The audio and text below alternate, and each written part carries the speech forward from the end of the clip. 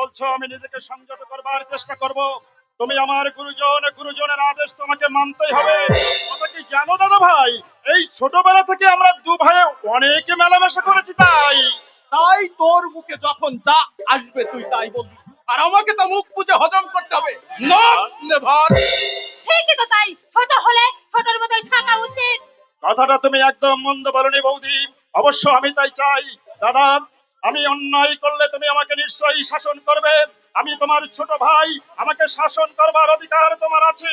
হ্যাঁ, একটা কথা বলছিলাম দাদা, ওই যে গত মাসের মুদিখানা দোকানের বিলটা। ওসব সুন্দর সময় আমার নেই। চলি তনু, তুমি তৈরি হয়ে থেকো, আমি ঠিক সময় মতো চলে আসবো। রাস্তায় আসা যায় কিন্তু। ঠিক আছে ঠিক আছে, আমার কোনো ভুল হবে না। তুমি তৈরি থেকো, আমি ঠিক সময় মতো চলে আসবো। দাঁড়াও, দাঁড়াও। বৌদি, আজ কোথাও তুমি বেরোবে নাকি? সে কৈফিয়ত কি আমায় তোমাকে দিতে হবে? কৈফিয়ত?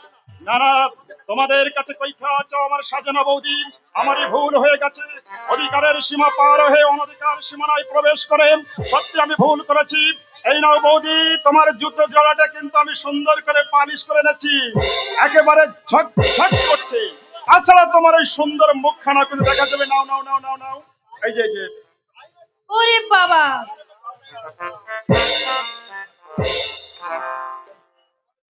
তাই নাকি? তাহলে তোমার ঘরে আর আয়নার কোনো প্রয়োজনই নাই। বৌদি, এই মানুষ যদি মনের আয়নায় তার মুখটা দেখতে পেতাম, তাহলে এই ঘরের আয়নার আর কোনো প্রয়োজন হতো না। তার মানে? এই নাও তোমার কাপড়। রজক বাড়িতে যা ছিল দেখো তো সব ঠিক আছে কিনা, দেখো দেখো দেখো। দেখো না। কি তার তো হলাম। হুম, শুধু কৃতজ্ঞই হলে হবে না বৌদি, তোমার দুটো কাজ আমি একসঙ্গে করে দিলাম। এই অধমকে অন্তত একটা বাহবা দাও। বাহবা দেওয়ার লোক তো তোমার আছে ঠাকুরপো। সে শুধু বাহবাই দেবে না, তোমার মিষ্টি কথায় তোমার এই বুকের জ্বালাটাও একবারে জুড়িয়ে দেবে। এসে বাবা, বুঝতে পারছো না কে? দুর্বা, তোমার হৃদয়ের রানী দুর্বা রানী। দুর্বা। বাবা, শুনলে তো একেবারে আকাশ থেকে পড়লে এমন ভাবে দেখাচ্ছ যেন তুমি তাকে চেনোই না। চিনি বৌদি, তাকে আমি ভালোভাবেই চিনি। আর সেজন্যই তো আমি ভেবে পাচ্ছি না আমার জীবন নাটকের কোন দৃশ্যেই জবনিকা পড়বে। তুমি? এই নাও বৌদি, এই বইটা তোমার কাছে রাখবে। অবসর সময়ে তুমি কিন্তু এই বইটা পড়বে। আরে নাও নাও নাও নাও নাও।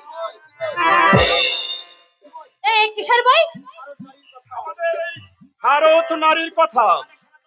আমাদের এই সনাতন ভারতবর্ষে এই হিন্দু নারীদের। মানে সীতা সাবিত্রীর গল্প? না ঠাকুরপো না, এই বইয়ের আমার কোনো প্রয়োজন নেই। ওদের গল্প আমার অনেকে জানা আছে। বৌদি। তার চেয়ে তুমি বরং এই বইটা নিয়ে তোমার দুর্বাকে দিও। সে যদি তার যমরাজের হাত থেকে তার সত্যবানকে ফিরিয়ে আনতে পারে, ফিরিয়ে আনতে। বৌদি,